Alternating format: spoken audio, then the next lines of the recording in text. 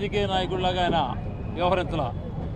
ఉత్తరాంధ్రని ఈ 3 జిల్లాలకి ఉత్తరాంధ్ర అనేటువంటి ఒక శబ్దాన్ని ఖాయం చేసిన వ్యక్తి ద్రోణ సత్యనారాయణ గారు. పార్టీలకి రాజకీయాలకు అతీతంగా ఈ 3 జిల్లాల అభివృద్ధి ఆయన ధ్యేయంగా పెట్టుకునేవాడు. తర్వాత ఆయనలో ప్రారంభించేటువంటి ఒక కల్చర్ ఏమిటంటే రాజకీయ అస్పృశ్యత లేదు. పార్లమెంట్ వరకు, అసెంబ్లీ వరకు, లేకపోతే కార్పొరేషన్ మీటింగుల వరకే, తర్వాత పార్టీ వేదికల మీద మాట్లాడి ప్రత్యర్థులను విమర్శించడం తప్ప వేరే వ్యక్తిగతమైనటువంటి ఏ విధమైనటువంటి ఉండకూడదని చెప్పినట్టు ఒక కల్చర్ని మన విశాఖపట్నంలో ఆయన ప్రారంభించిన వ్యక్తి. ఆయన యొక్క జయంతి రోజున, ఆయన మరణించి ఇన్ని రోజుల తర్వాత కూడా ఎంతమంది ఇక్కడ వచ్చి ఇక్కడ ఉన్నాం, ఆయన స్మరించుకుంటున్నామంటే అదే ఆయన వ్యక్తిత్వాన్ని నిదర్శనం అని చెప్తూ ఎంతోమంది ఆయన శిష్యులను తీర్చిదిద్దాడు, ఎంతోమంది నాయకులను ఆయన తీర్చిదిద్దాడు. అటువంటి వ్యక్తి ఘనమైన నివాళి అర్పిస్తూ సెలవు తీసుకుంటున్నాం. స్వర్గీయ ద్రోణరాజు సత్యనారాయణ గారి 93వ జయంతి సందర్భంగా వారికి ఘనమైనటువంటి నివాళులు అర్పించుకొని, వారిని స్మరించుకొని, వారు ఈ ప్రాంతానికి, రాష్ట్రానికి చేసినటువంటి సేవల్ని మరొకసారి గుర్తు చేసుకొని భావితరాలకి వారి గురించి తెలియజెప్పేటువంటి కార్యక్రమం ఈరోజు పెద్దలందరూ కూడా రావడం, వారితో కలిసి పనిచేసేటువంటి పెద్దలు పనిచేసినటువంటి లక్ష్మీప్రసాద్ గారు వారి సహచరులుగా రాజ్యసభలో కలిసి పనిచేసినటువంటి అవకాశం వారికి దక్కింది. ఇటువంటి మహనీయులందరూ కూడా ఏదైతే ఈ ప్రాంతం బాగుండాలి, ముఖ్యంగా ద్రోణరాజు సత్యనారాయణ గారి గురించి కొత్తగా చెప్పాల్సినటువంటి అవసరం కానీ, ఆయన ఒక పొలిటికల్ మ్యానుఫ్యాక్చరింగ్ ఇండస్ట్రీ అయింది. అంటే నాయకులను తయారు చేసేటువంటి ఒక పరిశ్రమ ద్రోణరాజు సత్యనారాయణ గారు అంటే. ఈరోజు ఇక్కడ ఉన్నటువంటి చాలామంది మా తాతగారితో సహచర నాయకుడిగా, తర్వాత నా తండ్రిని ఒక నాయకుడిగా తీర్చిదిద్దిన దాంట్లో ఒక గురువుగా, తర్వాత ఎంతోమంది శాసనసభ్యుల్ని, ఎంతోమంది పార్లమెంట్ సభ్యుల్ని, ఎంతోమంది నాయకుల్ని, వేలాది మంది నాయకుల్ని ఉత్తరాంధ్రలో తయారు చేసినటువంటి గొప్ప నాయకుడు ద్రోణరాజు సత్యనారాయణ అనేక సందర్భాల్లో చెప్పాం. తర్వాత వారి తనయుడిగా ద్రోణరాజు శ్రీనివాస్ గారు కూడా 2 పర్యాయాలు శాసనసభ్యులుగా, వారు కూడా దక్షిణ నియోజకవర్గానికి అందించినటువంటి సేవలు. దురదృష్టం ఆయన కోవిడ్లో ఆయన్ని కోల్పోయాం చిన్న వయసులో. తప్పకుండా రానటువంటి కాలంలో వారికి పార్టీలకు అతీతంగా, ఈరోజు కూడా మీరు చాలామంది చూస్తుంటారు ఇక్కడ, పార్టీలకు అతీతంగా వారిని స్మరించుకోవడానికి వచ్చినటువంటి వారు చాలామంది ఉన్నారు.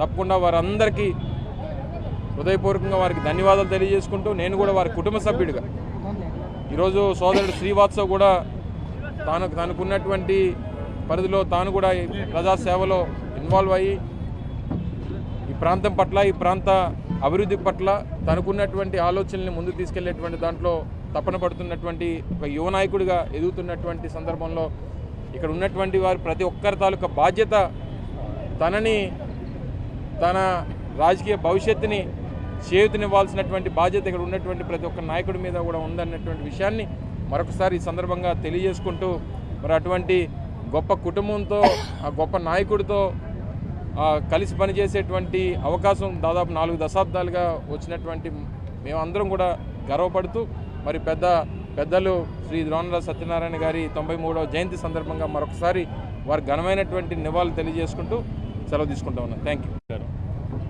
పెద్దలు స్వర్గీయ శ్రీ ద్రోణరాజు సత్యనారాయణ గారి జయంతి సందర్భంగా ఆయనకి ఘనమైన నివాళులు అర్పిస్తూ, మనందరికీ కూడా తెలిసిందే ఉత్తరాంధ్ర రాజకీయాల్లో, ఈ రాష్ట్ర రాజకీయాల్లో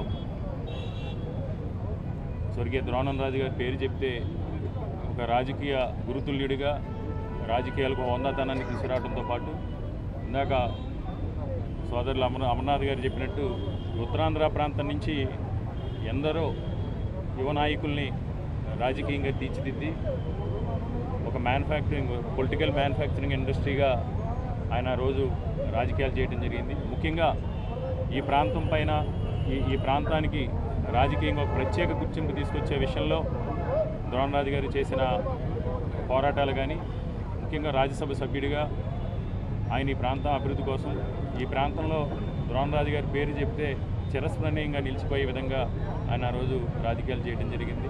ఆయన సేవల్ని భవిష్యత్ తరాలకి తెలియజేయాల్సిన అవసరం ఉంది. అదేవిధంగా శ్రీవాత్సవ్ కూడా తప్పకుండా మేమందరం కూడా అండగా ఉండి ఆ ద్రోణరాజు గారి యొక్క ఆ లెగసీని రాజకీయంగా కొనసాగించడం కోసం శ్రీవాత్సవ్కి మనందరం కూడా తోడుగా ఉండి ద్రోణరాజు గారికి ఘనమైన నివాళులు ఈరోజు గారనే పేరుకి సార్థకత ఉంది అంటే ఒక ద్రోణరాజు సత్యనారాయణ గారికి ఉంది.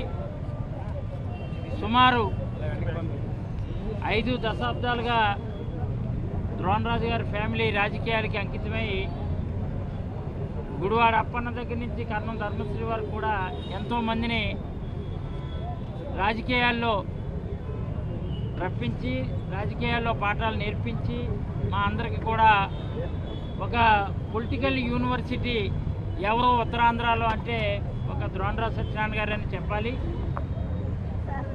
ఈరోజు రాజకీయాల్లో రాజకీయం అంటే ఇదివరకైతే ద్రోణరాజు సత్యనారాయణ గారు సారథ్యంలో జరుగుతున్నటువంటి రాజకీయాలన్నీ కూడా ఒక పాలసీగా పొలిటికల్ సిస్టమ్ ఒక పాలసీగా ఉండేది. ఇప్పుడంటే పొల్యూటెడ్గా మారిపోయింది కానీ పొలిటికల్ సిస్టమ్.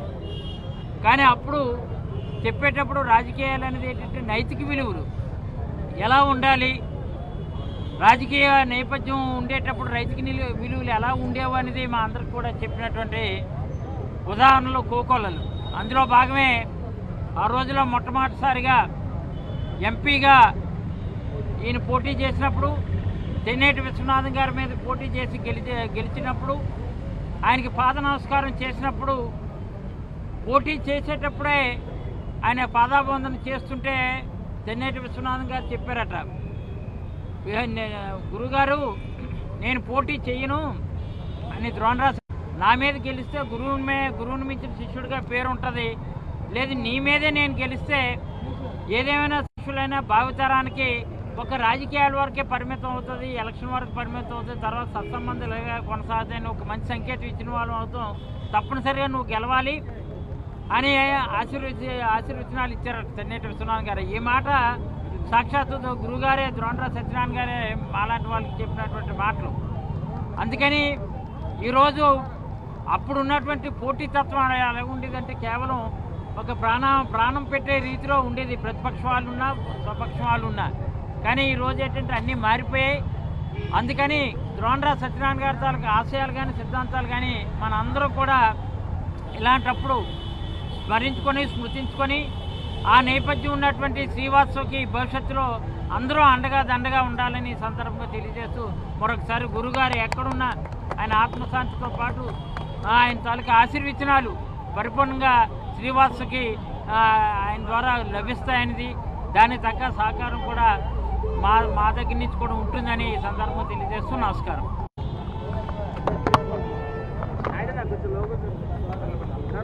రోజు తాతగారు స్వర్గీయ ద్రోణరాజు సత్యనారాయణ గారి 93వ జయంతి సందర్భంగా ఇక్కడికి విచ్చేసిన ముఖ్య అతిథులు వైఎల్పీ యార్లగడ్డ లక్ష్మీప్రసాద్ గారికి, అదేవిధంగా మా మాజీ మంత్రివర్యులు గుడివాడ అమర్నాథ్ గారికి, మా సిటీ అధ్యక్షులు కేకే రాజ్ గారికి, అలాగే మాజీ శాసనసభ్యులు కర్ణం ధర్మశ్రీ గారికి, నాగిరెడ్డి గారికి, అలాగే మా ఇన్ఛార్జీలకి, కార్పొరేటర్లకి, అలాగే ఇతర పార్టీల నుంచి కూడా అందరూ ద్రోణరాజు గారిని స్మరించుకోవడానికి వచ్చినందుకు ఇక్కడికి విచ్చేసిన పెద్దలందరికీ కూడా మా మాజీ మేయర్ గారికి అందరికీ ముందుగా నా ధన్యవాదాలు.